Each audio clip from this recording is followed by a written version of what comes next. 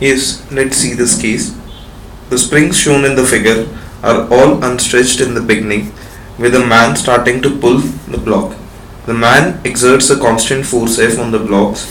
Find out the amplitude and frequency of the motion. See, basically, this is a case of series and parallel of springs. We had a couple of springs kept such that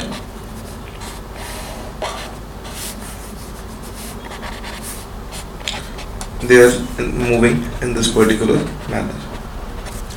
Now, if you see in this particular part, K2 and K3 are clearly in series. So let's remove with them with another spring. Let's call it K4, where K4 can be stated as the combination of them in parallel series, or 1 by K4 can be stated as 1 by K2 plus 1 by K3, or K2 plus K3 divided by K2 into K3.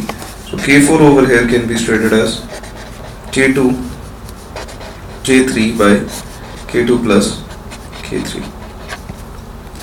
And if we see this next part, we have two springs which are connected in parallel, so they can further be replaced by a spring of K equivalent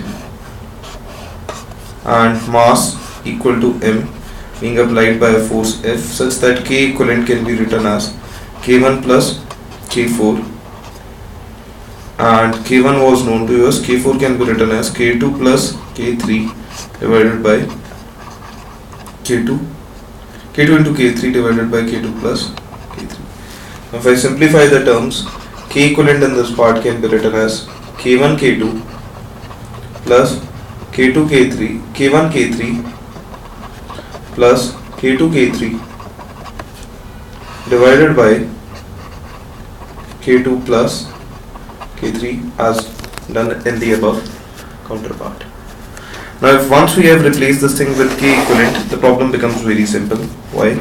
Because over here we have a spring, a mass M, spring with a K equivalent, a mass M, and a force F is being applied on it, so that this particular position, as discussed just in the previous problem, becomes the extreme position, and over here somewhere ahead would be the mean position where the F net would be equal to 0, so that in the forward direction we will be having a force F, and in the backward direction we will be having a force of Ka, where A is the amplitude.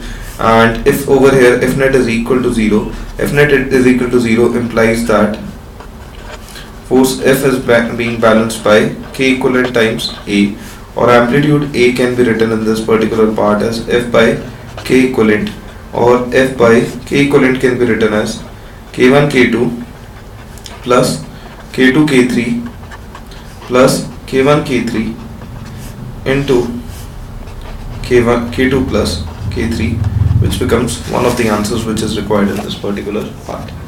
The second answer which is required in this particular part is the time period. Time period is simply 2 pi under root of M by K equivalent, which comes out to be 2 pi under root of M by K equivalent can be written as K1 K2 plus K2 K3 plus K1 K3, and in the top we will have K2 plus K3.